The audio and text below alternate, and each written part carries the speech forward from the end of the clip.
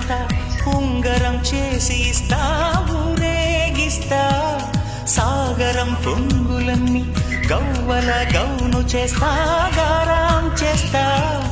తెల్లని ఏనుగుపై నా పాపని ఎక్కిస్తా